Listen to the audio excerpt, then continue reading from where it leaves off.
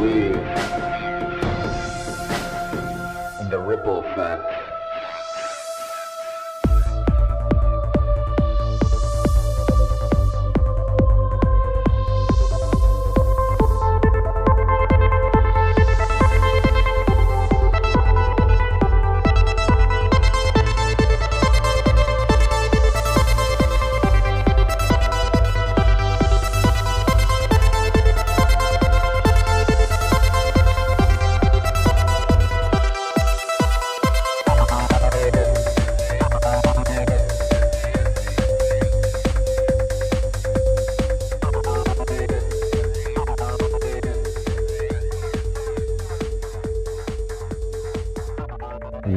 What's up? Another episode of the Ripple Effect Podcast. Of course, I'm your host, Ricardo Rendes, also known as Ricky Francis. A great episode for you today. And my apologies, this episode has been recorded for at least a week or two.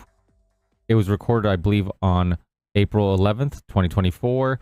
And I just been so busy with life and coaching and kids and work and wife and everything in between that it's taken me a little bit of time to find some free time to edit, do the intro, record it, bounce it out of Pro Tools and all that work that's required to get this show to you guys and to your ears so you can listen and enjoy.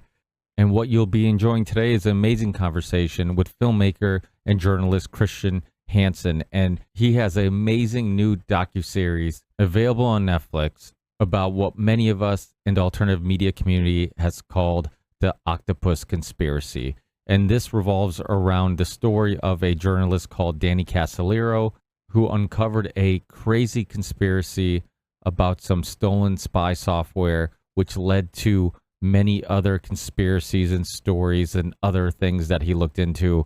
It really is a octopus of conspiracies with links to the CIA, the mob, high-ranked politicians, Mossad, Iran-Contras, all swirling around a bunch of really mysterious murders, deaths, and a lot of mysterious characters. With that said, I don't know how that doesn't sound like a fascinating story that if you're not familiar with, you might want to learn more about. And if that is the case, definitely check out the Netflix original docuseries called American Conspiracy, The Octopus Murders, which is going to be the focus of our discussion today.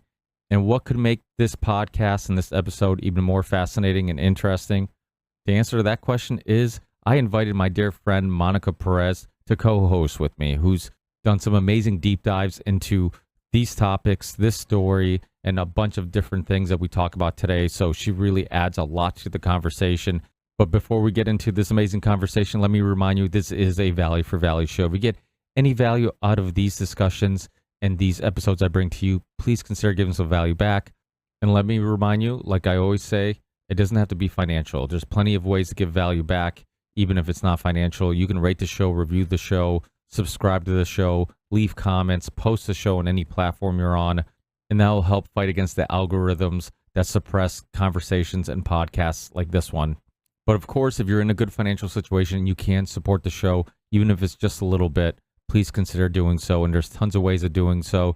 You can support us monthly on Patreon, and if a small percentage of people who watch and listen to the Ripple Effect podcast donated as little as $1 a month, I could easily do the show full time, and I could get this episode out to you even quicker than I did. So take that in consideration. $1 a month coming out of your account, you probably wouldn't even notice, but it would go a long way in helping support a podcast and hopefully a host that you enjoy and like. And other ways of supporting the show is you could send a one-time donation via Venmo. You can send a one-time donation to our crypto wallet. You could send Ethereum or Bitcoin. We also have a PayPal account. And if you send a one-time donation and you want a shout out in the intro or outro, please let me know and I will definitely do that. And of course, you can always find all these links in the show description, regardless where you're watching or listening to the Ripple Effect Podcast, or you can find all these links on my website, therippleeffectpodcast.com. We also have a brand new merch store with the help of Ryan Graham from the Independent Review Podcast and also the owner of Big Frog Merch. He helped me set up a brand new merch store with better quality stuff, and you can support a fellow podcaster, researcher, thinker, and small business owner while getting some cool merch and supporting a podcast that you like. So that's another way you can support the show. Definitely check out the merch store. The links will be in the show description and on my website. But if you want to go directly to the merch store, you can always go to the Ripple Effect Podcast merch.com. And then we got some quick sponsors. One being Content Safe. Matt from Content Safe syncs all my video channels together. So I'm on a bunch of video platforms and I only have to upload to one location. He also runs my website, the rippleeffectpodcast.com. So if you're a podcaster, content creator, streamer of any kind, and you're looking to expand to different video platforms, but you don't have the time to upload to each individual one, hit up Matt from Content Safe. Let him know you're listening to Ripple Effect Podcast, and he'll definitely hook you up and set you up and save you tons of uploading time.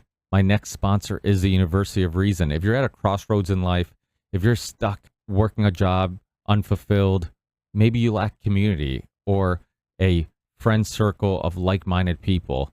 If that sounds like you and you want to meet some like-minded people, connect with a freedom-minded, libertarian-minded community, check out the University of Reason and the very popular autonomy courses created by my dear friend Richard Grove and also the host of the Grand Theft World podcast. Use the link in the show description to learn more about the courses and about the University of Reason, and hopefully you can help yourself and help the Ripple Effect podcast at the same time. Last but not least is Element Electrolyte Mix. It's electrolytes that you can put in your water. You can make cocktails out of them. You can use it for hangovers. You can use it to optimize your body and mind while working out or on vacation or playing sports. And it's an amazing formula created by Rob Wolf, who's a OG in the health and nutrition community. He's written tons of books on the paleo diet. He's a best-selling author. He's done documentaries like Sacred Cow. He's been on the Rogan podcast a bunch. He opened one of the first CrossFit gyms in the U.S. He's into jiu-jitsu. He's done bodybuilding. He's worked with professional athletes. And what he did, he created an amazing product that keeps us hydrated, has no artificial colors, no artificial flavors, will not kick you out of ketosis, will not kick you out of fasting if you're doing those type of diets. And it only has the stuff you need and enough of it to make a difference, and none of the stuff you don't need. It has sodium, potassium, magnesium, and enough sodium to really make a difference in your performance. The majority of what we sweat out is sodium, which is why you need to put it back into your body. It's sweetened with the stevia leaf, so there's no sugar or no artificial sweeteners. It will help with cramping, headaches, migraines, fatigue, hangovers, and tons of other symptoms and issues that are due to dehydration. Please use the link in the show description to get a free gift with every purchase. So when you're checking out Element Electrolytes, please use the link in the show description or on my website to get more information and get some free gifts exclusively for the Ripple Effect podcast community. Finally, that's it with the intro, but there are a couple things I haven't mentioned in intros recently, so let me just remind you guys that I do have music too. So if you want to support the show by downloading or streaming Theory 6 Music, which is my solo music project, and it's the music you hear in the intro and outro of the Ripple Effect podcast, and actually the music you're about to hear going into the conversation and the interview. You can find links to the music on my website or in the show description, or you can just search Theory 6 on Pandora, Spotify, anywhere you listen or download music.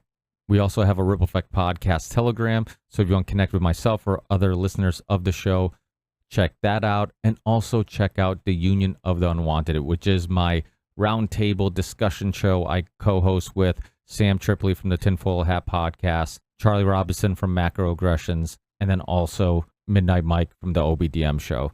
And that show is live streamed on Rockfin every other Monday on our Rockfin channel, and you can find that at theunionoftheunwanted.com. And then within a day or two, the audio is available everywhere, and then eventually the video is also available on our Odyssey channel. So if you like roundtable discussions, if you like a lot of different podcasters, researchers, and journalists coming together to bounce ideas off each other and have discussions about what's going on in the world, definitely check out the Union of the Unwanted and go to theunionoftheunwanted.com to find all our links. That's finally it. Enjoy this amazing conversation, and I'll talk to you guys on the next one. Peace.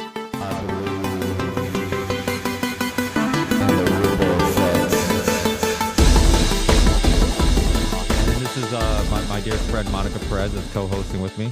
Hi, Christian. How's it going? Have you guys seen the show?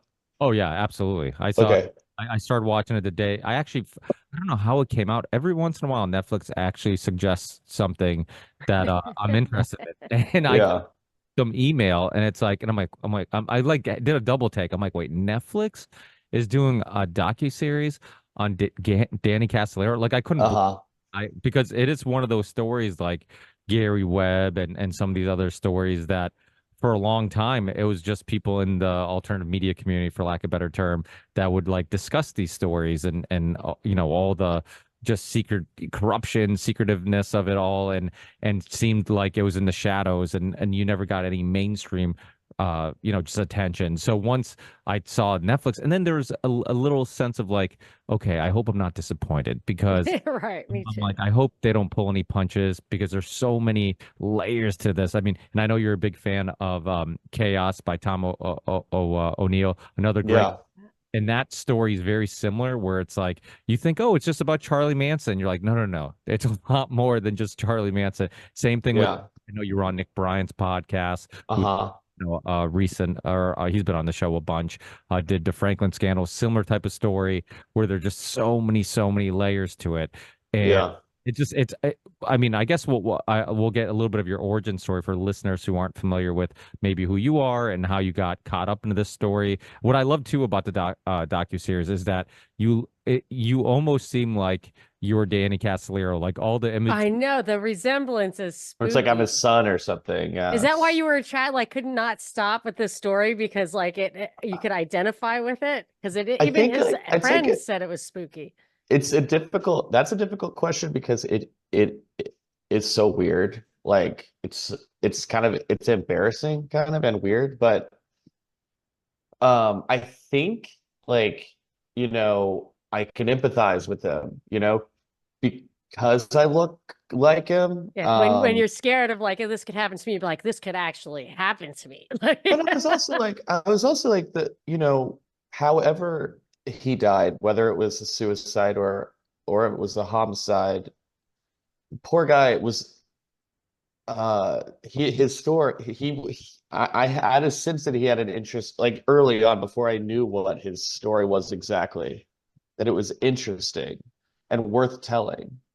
And he never got to tell it. And so then the narrative shifted, like from being the story he was writing to him being the story. And that was an impossible or difficult question, especially for like a newspaper reporter or even a detective or an FBI agent. All these people looked into it and they couldn't solve it. They just had to make a guess at the end. But what I'm saying is that the question became about murder or suicide, not this story that he was writing, which I think, which is what I wanted to do. Um, and I empathize with the guy because it's like, I don't know, I could put myself in his shoes like really easily. I could slide into his shoes. And at that point, 20 years had gone by and nobody really kind of fleshed out the biography of him and like exactly what it was. Like there were just allusions to larger topics, in the papers about him, about what he was writing, but not like exactly what it is that he was writing, not the whole book. So, anyways, that I think just like I could kind of relate to the guy, and I felt bad for him that he died and he didn't get to get his story told. And I felt like, well, I was a photojournalist, and I'm looking around, I discovered this story randomly, and I'm like, well, I guess nobody else is going to do it, so I guess I'll do it. And I just got kind of hooked that way. Yeah, what I meant by look like him, I mean, obviously there's some Well, physical. I portray him in the recreations. Yeah, Yeah, I noticed that. but that the part of it was like just seeing your like obsession with the story, for lack of a better term, like just you slowly uncovering more and more. And it was almost like I could see how, Danny Castler was having the same type of experience where little by little, it started with one thing. And then, that's why the octopus is such a beautiful way of putting it, because all these legs and or arms go everywhere, and you could just follow one to a whole nother octopus that leads to more, so it's Mhm. endless. And so for people, because I feel like the term the octopus and Danny Castler are names that people are somewhat familiar with, and they should be if they listen to this show. But for people listening who are curious, like, how did you get caught up in this whole story, and what was the first, part? Like, where did you first start looking into the story? Because there is a lot Yeah. of legs, and what I- initially got your attention? So, a lot of the like, I mean, when we refer to this story, it's sort of like this series of interrelated cases that like exist in a clump uh, together, but it's a huge mess of cases. Um, and all of the different investigators come into it, at least like, I mean, maybe now like you could come into it from the large view because there's like a Netflix show and stuff like that. But when I started working on this story, it was pretty obscure. And like Sherry Seymour, who's in the film, she's an investigator. She came into it through tracking drugs in Northern California, right? And and then this detective that we interview in San Francisco came into the story by investigating a homicide of a drug pusher, a large scale drug trafficker in San Francisco, and then various investigators got into this story through looking into the triple homicide in Rancho Mirage, but you could also get into it from looking into BCCI or any number of these like interconnected cases. And Danny got into the story by looking into the Promise software scandal, the Inslaw case. But I got into the story from looking into the Wackenhut Corporation, which we talk about in episode 2. And the way that I got there is I was looking into the privatized prison industry.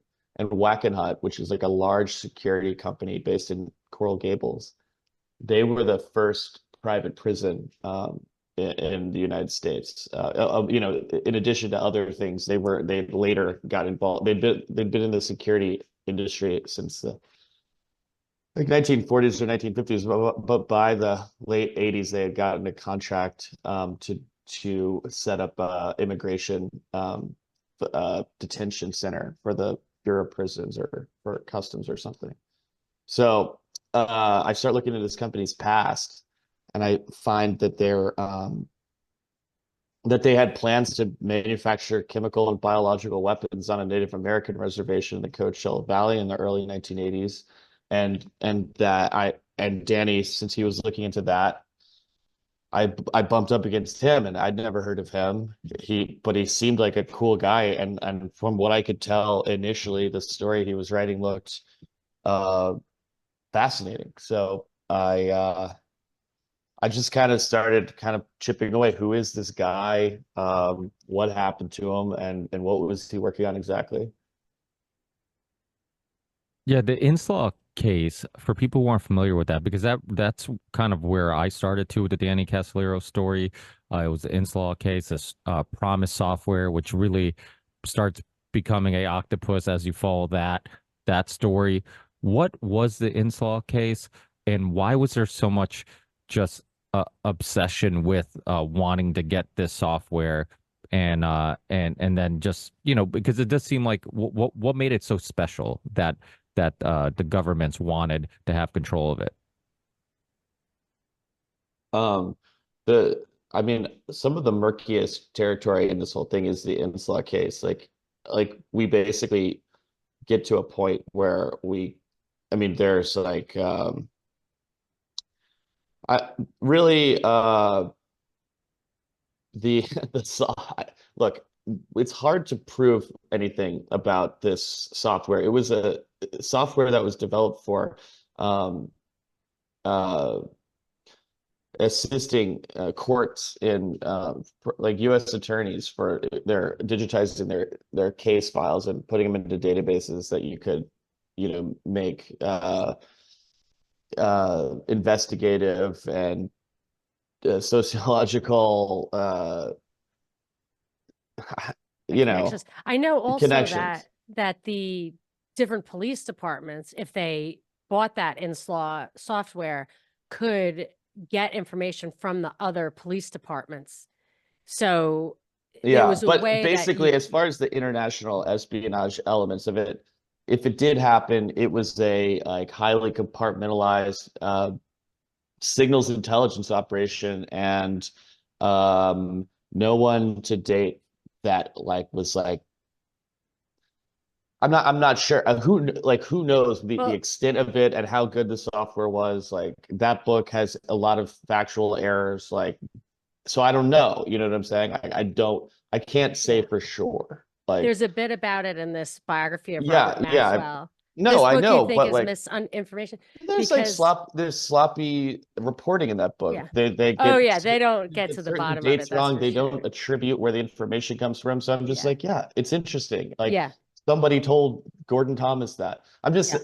the larger point is you got to put a big allegedly or supposedly or something on top of the promise case, because who knows? I mean, if either like it's an elaborate story or that people came up with. I mean, I think there's obviously myth attached to it. Like there is myth and there is like stuff that we understand with the promise case that And a lot of it, confusion and there's disinformation, so which is much something you confusion brought and out in the, disinformation. Yeah. especially that like Reconasciuto and stuff. It's almost like his job, he's well suited to the job of just confusing things and making Yeah. it impossible to get to the bottom of But it. It's speaking of confusing frustrating. things and getting impossible to get to the bottom of things, what are we talking about? The people that listen to the show have no idea. I'm not saying anything. Yeah, right. I really apologize about that. It was this software that you could use to it supposedly had a backdoor installed into it, and it was sold to countries all around the world, and the U.S. intelligence agencies could track what other people were tracking with the software. But That's the story about Promise. yeah. So basically, the Promise software, the government was paying for it and then eventually stopped paying for it, put the company that owned it basically out of business, right? And end up using, come to find, and then they found, I think one of the ways they found out about it was uh, one of the guys at the software company was getting IT requests, and he's like, "Wait, how did you get this? We never sold you Oh this." yeah, in Canada, yeah, that's yeah, And so yeah, and so apparently, and then what I guess we could say allegedly after every sentence, but totally. allegedly, then the governments were or the U.S. government was selling it to also their allies, and they had a back door that they could use to spy on just about everybody who had it, and it seemed to be very. I know, like today in 2024, like, oh, it's software that that has that type of capability doesn't seem like a big deal, but at the time it was a huge deal, and it seemed very advanced. Yeah, it was advanced, and you're going from paper files. I mean, it's like impossible to make connections between. I mean, you're talking about hundreds and hundreds and hundreds and thousands of cases in Manila envelopes, and the Manila envelopes can't talk to each other.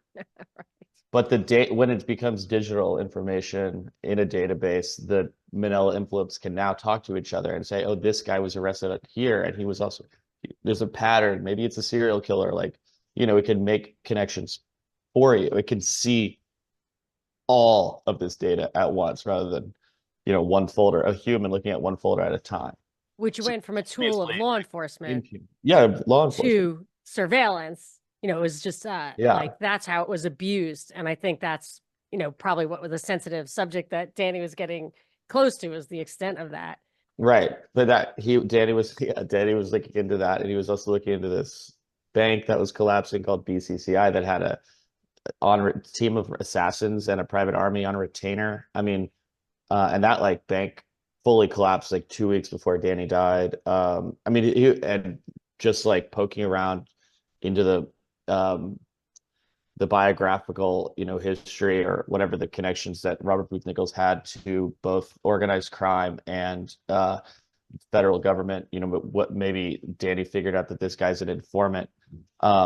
There's so many. It's like the murder on the Castellaro Express. Who it could have been anyone. Yeah, it's crazy that you only had 4 episodes to tell this whole story because so many docuseries. I'm like, wow, this is like 12 episodes too long, and Once I saw, I'm like, how are they going to put all this information in 4 episodes? I think you guys definitely did a great job with what you did. Yeah. But I do feel like it's probably one of those series that people are going to have to watch like 2 or 3 times. So like, it's information overload if you're kind of newbie to a lot of this stuff. Right. And the way that it's edited, like you're just kind of surfing through it or swimming through it, and like you're like it's like you're just going along, and then it's like, oh look, there's another school of fish that's coming by. Oh look, you just kind of like you go from one thing to the next. It's like it's hard to describe. There aren't many movies like this. There were so And many people, firsthand interviews, though, that were from the people who were involved back in the day. I'm surprised so many people were still like, remembering it all and alive, and that you could get their firsthand impressions as they went yeah, through the cases, from the Insulet case to people who were talking to Danny during his investigation. I mean, it has a lot of credibility and a there. You lot can of look people in the eye and see what they're saying. we have a lot of like audio recordings that no non that no one's ever heard before, and Yeah. we don't even make a big deal about them, but they're yeah, it's compel. I mean, it's fascinating, like interviews with John Philip Nichols and all these people from like when this stuff was going down. And did Bob Nichols talk to you? So there were two Nichols. They're unrelated, but they're both kind of There's shadowy figures. three But I feel because like I heard Bob Nichols is Robert Booth Nichols, but we also interviewed Bobby Nichols. That's that. John Philip Nichols' son. So that how Oh, confused that is is that? fine. Okay, That's but two Bob Nicholses. I thought I heard you what sounded like hidden audio from a dinner you had with him, where he said, "Don't write anything down," and you just wrote stuff down on pieces of paper. Oh, oh, oh, Was that's that you, confusing or was because that Danny? Was that real that's me. audio? That is regarding a conversation that he had with Danny. Right. And Okay, that's so it was me Danny as who sat with Danny, him. not me Right, as right, me. right, Yeah, yeah. right. Because what he was Unfortunately. saying was shocking and Yeah. And scary. he's And I'm been just like, this is supposedly dead scary. since like 2010. So he'd be 80 now if he's still alive. But it's unclear whether he's alive or dead because this circumstances surrounding his death are so suspicious. Yeah, and some people, he was one of the people. There's basically two people who would be considered a suspect if Castellaro was murdered, and he seemed to be one of them by some of the people you were talking to. Yeah, for sure. Totally. Yeah. Yeah. Even told like someone, don't trust him. Like, look at him. If anything happens to me, look at this guy. And what I found interesting about that, sorry, Ricky, I know you probably have an order, but I have to, the last thing I'll say is that he, in his case, he seemed more of a rogue operator, that he would want, if he were to kill Castellaro, it would be for personal reasons, for his own protection. Mhm. And then there was the other suspect, Joseph Cuellar. yes, who did look remarkably like the sketch of the person who saw him going Yeah. in Danny's room that day. He seemed more like he would have been a hired assassin. Right. But I found it interesting to think, there were a lot of people who had personal reasons, a lot of shady figures who wouldn't want this thing getting out. It didn't have to be the octopus itself that stopped him. Right. There are just It could too have been many any number different of like, possibilities. Yeah. yeah. We I think we tried forget really that in the hard to, conspiracy world. right. I mean, we tried really hard to connect, to find a connection between Joseph Cuellar and Robert Booth Nichols. And we still want to. I mean, they're not connected. We don't know. It would make sort of more sense in a way because Cuellar just sort of appears out of nowhere. And then you talk to his son, Yeah. and did you tell him that this was like, you're like, oh yeah, we're trying to like paint him in a good light? Because Bobby Nichols, the son of the Indio Nichols, he seemed like, well, I hope my father didn't kill anybody, but I don't know for sure. But the other guy was like, my dad's a hero. Yeah. And I just wonder how you get an interview like that, how you carry out an interview. Like, do people end up hanging up on you when they're like, well, this guy might not portray my dad in the best possible light, and I'm out of here. And like Bill Hamilton didn't talk to you. I'm just wondering like how, as a journalist, you present what you're doing and see it through. Bill Hamilton a correction. Me and Bill Hamilton talked regularly for about 7 years. He We just show wouldn't. all the He He wouldn't once it appear in the became a documentary. film, Okay, got it. Okay. he pulled out I was confused by mysteriously, that. Yeah. inexplicably, Okay. without after months of back and forth, back and forth. He decided he didn't want to do it. He said his wife wouldn't let him do it. I I don't know was what that. confused by that. Okay. Oh yeah. That's okay. But yeah, you just like cold call people, and try to be fair and hear what they have to say. And it's always interesting. A lot of times people don't pick up or call you back, or maybe in that case, I don't know. I don't want to. I think Jeff Cuellar is a good guy, and Yeah, but you try to be fair. That's what I was just wondering. yeah, Like, how does a journalist get some of those calls with people where they don't know exactly how you're going to portray or where you're going to end up? If it's along the way, as you're an investigator, it's along the way. You can't even assure them one way or the other. yeah. All you can do is ask questions. Right. And I just, I'd rather keep my interview with Jeff like Yeah. I got that interview because we actually had a mutual friend, and I don't want to get too into it. Well, meeting a lot of these people, like picking up Michael Riccata from prison, like what is that like? Because you know what he could possibly be linked to, what he could be possibly capable of, like some of the shady people he hangs out with, and or around his circle, and then he seemed to be a little bit afraid of something happening to him, like this being like your first, I guess, dangerous story, right? Where you could potentially be around really well. Maybe you've had others, but Well, doing photojournalism, I was like, I wasn't like in war situations. A lot of my friends were, but I was in some like dangerous, like gnarly situations. you think that prepared you for Doing, this a little bit? um, I, I think like also just like the fact that in this case I was with my friend Zach, like I don't know. It's just when you have backup, you have a friend. And we had another friend who drove us out there who was like in the follow car. Our friend Alejandro. But it's more like I think my attitude over it is just at a certain point you're like it's like having it's like having like an old car, and you have to, keep putting money into it, and you get to this question of like, should I just sell the car or trash the car, or more likely, or keep putting money into it? And like at a certain point, you're just like, well, I just another $2,000 in it because you've already put so much in, you're so deep into it, and it's sort of like I don't know.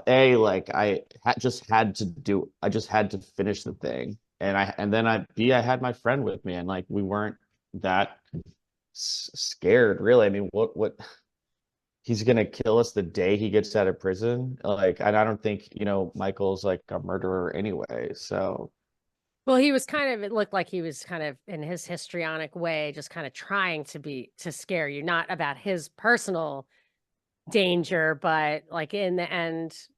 that was a crazy day because Yeah. we were definitely more scared of like he kept talking about how people wanted to kill him. So like, who are these people? And like, I think Zach told me that he thought that at any moment, like some large truck, like in the movie Heat, is just going to come and like plow into us. But You is it know, still that fresh, that relevant? So much of it, and I was going to ask you, like, so much of it is the 80s. It was the Reagan administration. It was names that we recognize from the 80s administration, but who don't seem to be relevant or even alive right now. And I just wondered if you did find, because he was like afraid in the here and now after spending 26 years in prison, getting out, you would think that he didn't really have any relevant information that would be, a threat to the people in power right now. And right? that, yet he was still actively afraid. He's like his enemies are many. His biggest concern that day involved some mining operation, some like intellectual property rights concerning this mining thing that he was kind of managing from prison, and theft of, you know, mining intellectual property, something like that. So it's not just always like these, it's not always William Casey and Ronald Reagan. Sometimes it's like, you know, it's small, there's a lot of Well, corpo governmental stuff, there's a continuum. lot of stuff swirling around Michael. He has a lot of enemies. Did any Democrats come up in your pursuits? Like I noticed in Sherry's book, it seemed very like Republican thing, but I always wonder when you dig into these things, don't they all really collude in the background? I just wondered if any names that we would still find relevant, Joe Um, Biden or whatever, came up in your investigations. well, I mean, we were really looking at basically 1980 to 1992, which is like Reagan, Bush. Yeah, but Biden was he a senator yet, or still just a congressman? He might have just been he might have Yeah, been I small mean, time. He got to be yeah, more big just time under Clinton. yeah. But yeah, no, I it didn't come I up. don't know. Yeah, I didn't get that sense from Sherry's book either. But I just wondered if I think a lot it has to do with the period of time that we're talking about. But right. Carter, um, he was flying around in a private jet after his presidency that was in a BCCI private jet. They Really? would, yeah, they would fly him around to go to what when he was dealing with his charities abroad, you know, he'd jump on a plane they provide for him. Um, he thought it was just a well-meaning Pakistani bank. He says, I don't know. Could be true. Uh, He t- might have thought that. Talking to Michael and many others, did you? I'm certain you probably did, but how did you deal with the struggle of figuring out what was bullshit and what was true? Like, being in person with somebody, I'm sure helped a little bit. You can kind of pick up on social cues, but how hard was that? Actually, the social cue saying like that, no, that wasn't it. It was more like just really just you just take what he just take what he says and just go down line by line and fact check it. And that involves like, you know, creating chronologies and calling people because he drops a lot of names. Like, so okay, you said so and so was there. I'll call so and so, see if they were there and see what they have to say, what their insight is, and was anyone else there? You know what I'm saying? And so then, you know, you end up with a picture of like kind of the way that the world, his world functions.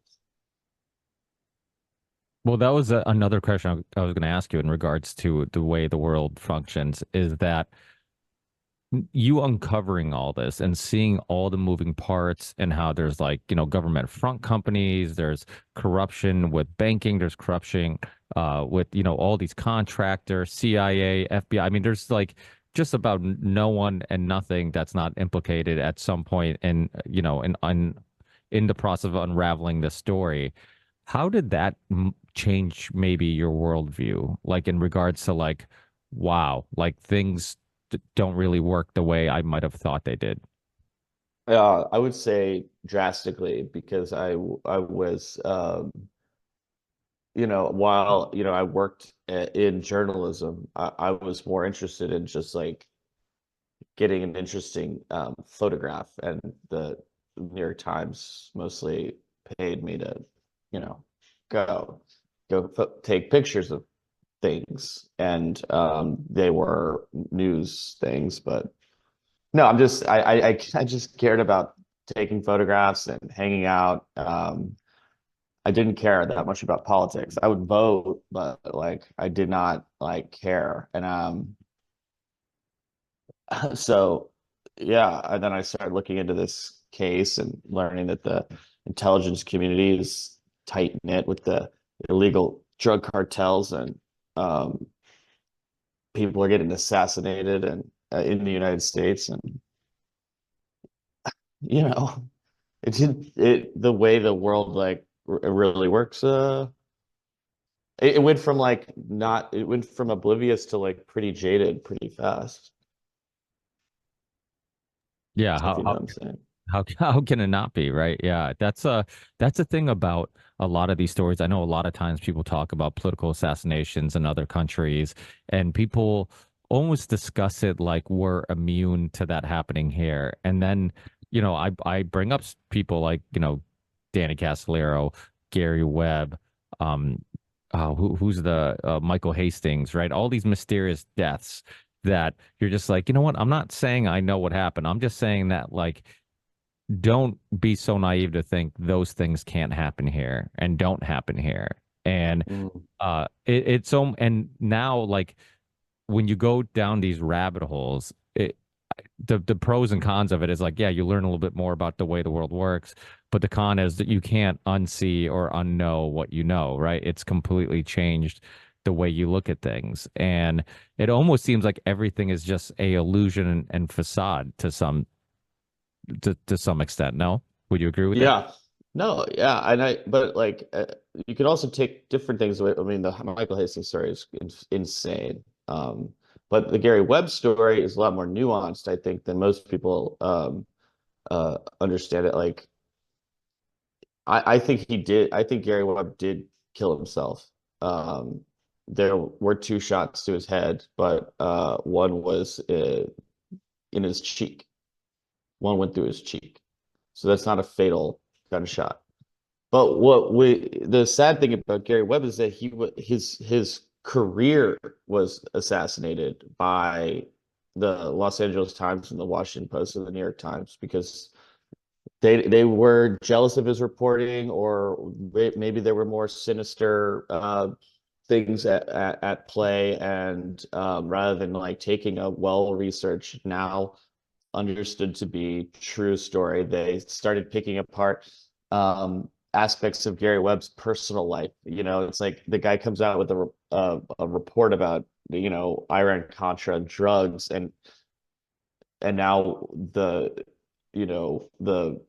big three newspapers are figuring out that he had an affair with his wife, and like blowing up his life, and it's just it's just absurd. And they're using unnamed intelligence sources to debunk his story, and basically that's saying, well, the CIA said no, so that means no, because that's what they said. Anyways, but yeah, and the Michael Hastings story is crazy. And I think it's almost more tragic that what happened to Gary Webb, because he was like such a great investigator, and he was born for it, and then he basically had that taken away from him because he did his job well. It's a bummer. Yeah, one thing with all three of them is that they were incredibly likable.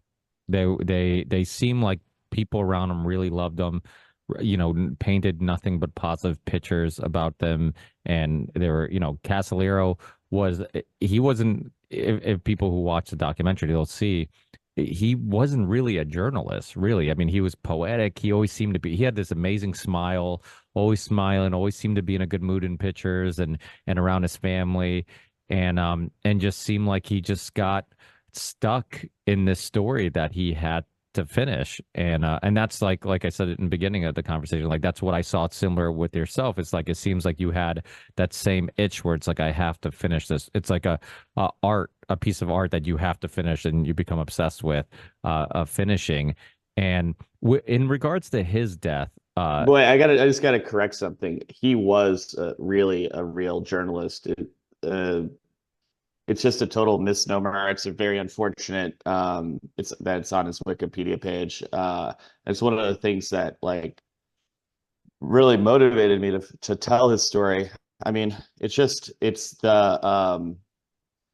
the snobbishness of this reporter named Ron Rosenbaum, who wrote a piece about Danny for Vanity Fair, that it said he was a dabbler in journalism, and that's stuck to him because it was printed in such a prestigious publication. But it's total bullshit because trade journalism is journalism. Danny wrote for a computer industry newsletter. He was the publisher, reporter, and editor and managing editor of a computer industry news publication. And it's not glamorous journalism, but it is journalism. You have to break stories, you have to develop sources, you have to know what's going on, and then you have to report it in a way that is true and you won't get sued. Like, so anyways, I just got to correct you there. Danny was a journalist, unlike whatever Wikipedia and Ron Rosenbaum says. It's just a fact. Interesting, but that does explain why he fell into this thing kind of through his own back door, through the inslot thing. Yeah, and definitely. the Promise software, and then he That's understood exactly it. how he got into it. Yeah, he understood exactly. it because he was a specialist, which has real value. Yeah, that's the case. Yeah. And can I? Yeah, sorry. Go ahead. I was just wondering, to the extent that it does change your worldview, or you don't know where you're going to end up when you are investigating something like this. When you decided to make this a film, because it seems like I heard you say in the documentary you're set out to kind of finish Danny's book or write a book, and instead, or in the interval, you made a film with. So I thought I understood this. It was, you went to Netflix. You didn't have it and sell it to Netflix. Netflix greenlighted it for you. Yeah. And in you already knew what you 2019. wanted to say. And then it was like an active investigation. I mean, it still is an active investigation. Did they put any parameters around it? Like you want to, it's only 4 episodes. It's not 12 episodes. We want you to concentrate on this, or, how do you decide the scope of a project like that? Do they have any say in that, or, not really. They just told you how many, and you did what you wanted with that. Yeah. I mean, it had to be good. I mean, they would look at cuts, this normal review process where you show like 6 cuts per episode over the course of. And was Zach the creative? Well, you're a photographer, so you must have brought some of that, artistry. A little, to yeah. It. But Somewhat, Zach a genius? Because it's really, Zach is really a genius. professionally done. Yeah. Yeah, he's a genius director, and he worked really hard to try to make the thing flow. I mean, that was really it's woven. It's more like woven than a flow, which is, but it's totally comprehensible. I mean, you can definitely follow it, and I think what you picked to highlight, like, of all the things that might have ended up on the cutting room floor, was all the germane items. The thing about the tendons that threw me off. You included that about the guy, like the whatever it was, the EMTs. paramedic. Yeah. Yeah, who said that he couldn't, if he cut both tendons, he would not have been able to they couldn't have been a suicide, but yeah, it was, how do you or the people, like the government, try to reconcile that? I don't know. Don't know. Yeah, I don't know. I mean, it's just, there were just a few things like that you left there for us to ponder, that could not be reconciled. Yeah, I mean, these are the things that I thought that was valuable. Pondering. Like, the best stuff is like where you get the dots, but if the connections, you connect what's crystal clear and what isn't, but you don't leave the dots out, which is where the value is for me as a viewer. Well, that's one I really enjoyed about it too, was that you didn't seem to really put any opinion in it, right? It was more like, this is the information, and then who cares what I think? You never heard of me before. Why would anyone want to watch a show that had my opinion? Yeah.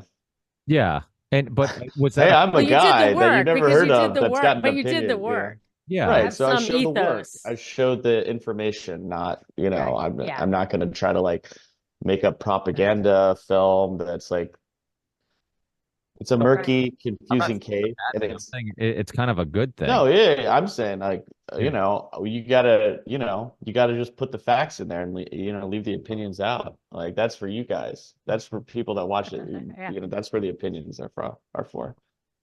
Yeah, and I think as a journalist, that's probably something that some journalists struggle with, is just being able to be like, okay, here's some information. Based on this information, I have a picture of what I think happened. How do I, share this information without, influencing people in the direction I want them to go, the direction that I'm thinking of, and even with the suicide, similar type of thing, where I know you talked about, I think on a Danny Jones podcast, about how you also have a fear of blood, and how you can, that whole thing, and how, that makes it a little hard to believe.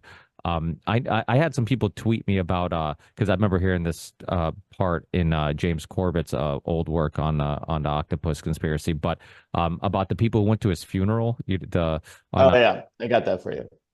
So, this will be the last. I'll leave you with this story, and thank you for asking it.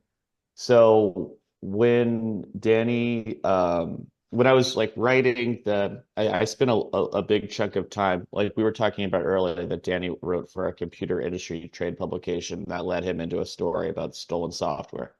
And he was set up with a knowledge base that other journalists wouldn't have had in 1991 or 1990 to write about computers, because the computers were so obscure and niche. So I wanted to learn more about that company, so I could, in the book, like really kind of show or paint a picture of the day-to-day, what it was like working with Danny at this publication. And so I found old old editions that they put out, and I started calling the names that were on the masthead, and anyone credited as contributing to the publication. And from there, I started networking with people that used to work there, and they told me about other people that weren't, they told me about other people that worked there, and told me about other people that worked there, and then someone told me about a man. We interviewed him, but I'll just leave his name out for now, just because whatever, just to keep his privacy. But he worked in the print shop, and he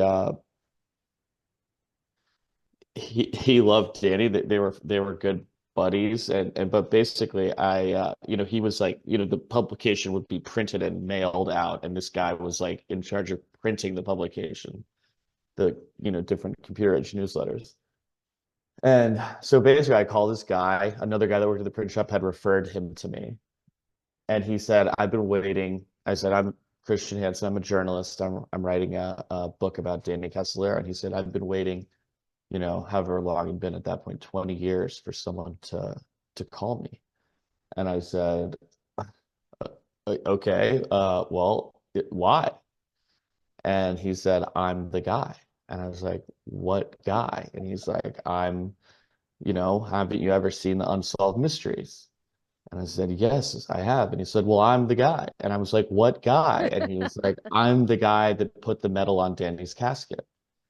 I woke up that day to go to the funeral, and I remembered a conversation that I had with Danny. He and Danny used to have a beer at the end of the day, like in the parking lot of the office park where their publication was headquartered. And basically Danny had told him that this guy was a Vietnam War hero, and he was in like heavy intense combat in Vietnam, and has a PTSD to this day from that experience. And Danny told him, I wish I'd gone to war. And this guy's like, why? Why would you say that? Like, no, you don't. You're lucky you didn't go. And he was like, well, I wished I could have had a medal. And he remembered that. And so then sort of that day, he was overcome with the idea to put on his formal military regalia. And he took his best medal, his highest honor medal from Vietnam, and at the burial he put that medal on Danny's casket. And he was with another guy. They drove together. I can't remember that guy's name, but it was just like another mutual friend of Danny's.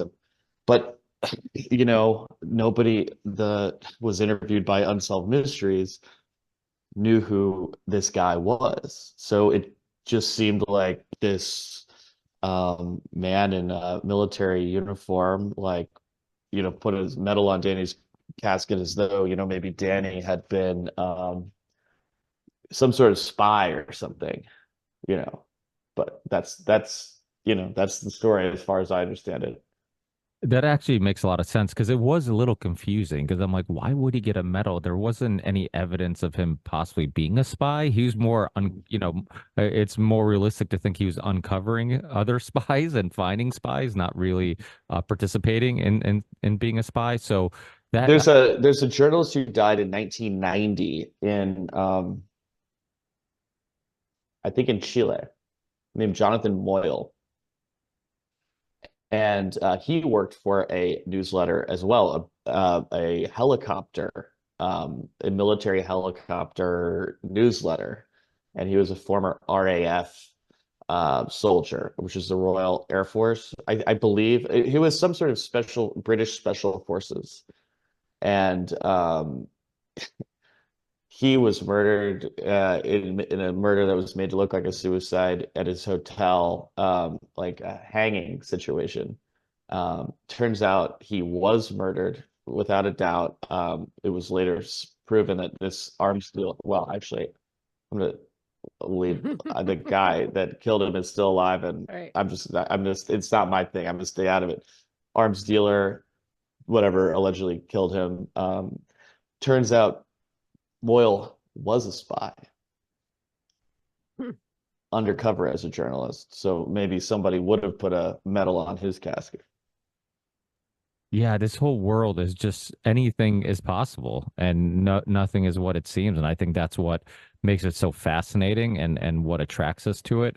I think it also like I said before, it just makes you rethink everything. And I think we should question everything and anything. And, it's a phenomenal work.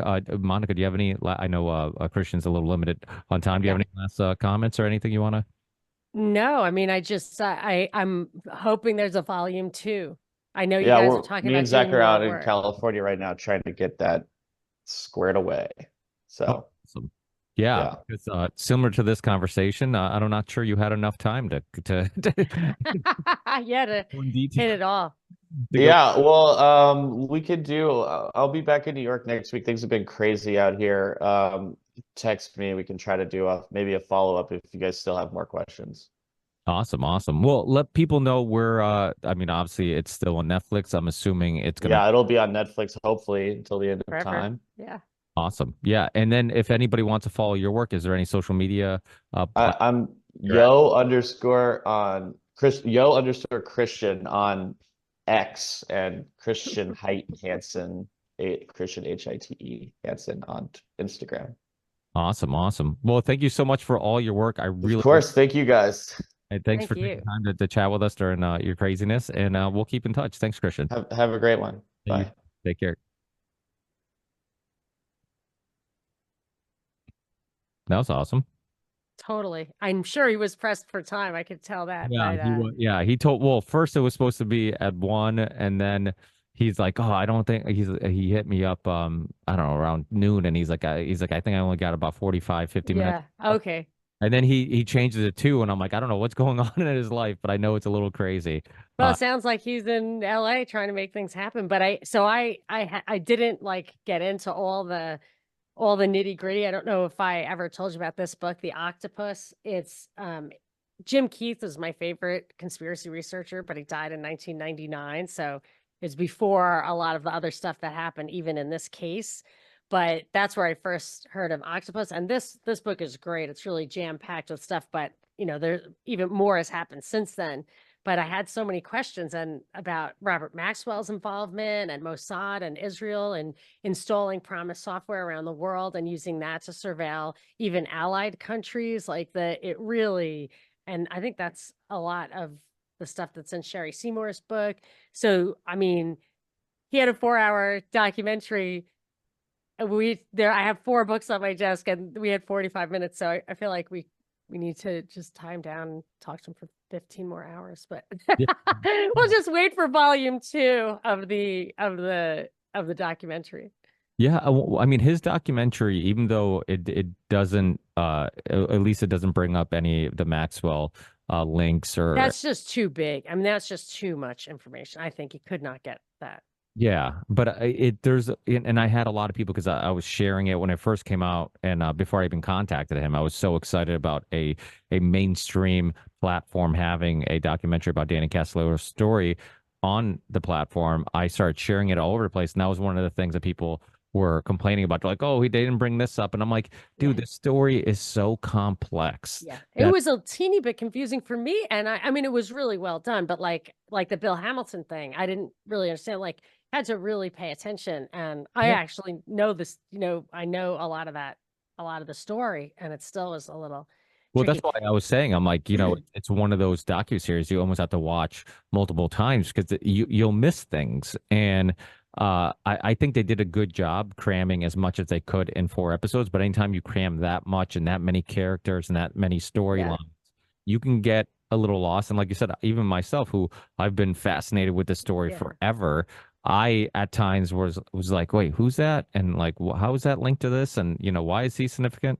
There, and it's still important. I was just looking something up. I seem to remember, and I don't know where I saw it originally because all of these books were published before this guy was killed. But there was a murder. Did you ever hear of this David McGowan? Not Dave McGowan, the great conspiracy researcher, but he was a DA investigator in like India or Riverside, where the Cabazon Indians were, where all that stuff started. He was an investigator, and he supposedly, and I don't believe it for a minute, killed his entire family and himself in 2005. And like, it was so totally out of character for him that it's the same thing as some of these other murder investigations that come up in the story where there's just no way that the police report is accurate and all of this.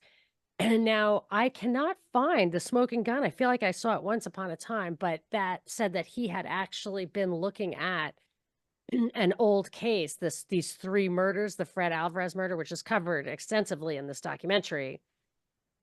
But just the ripple effect of those things happening in the 90s and even the 80s, and now this was some murder suicide that I think may be relevant in 2005, but there's like a 40-part series in the local news out there, which you can still find on YouTube. You can put it in the show notes.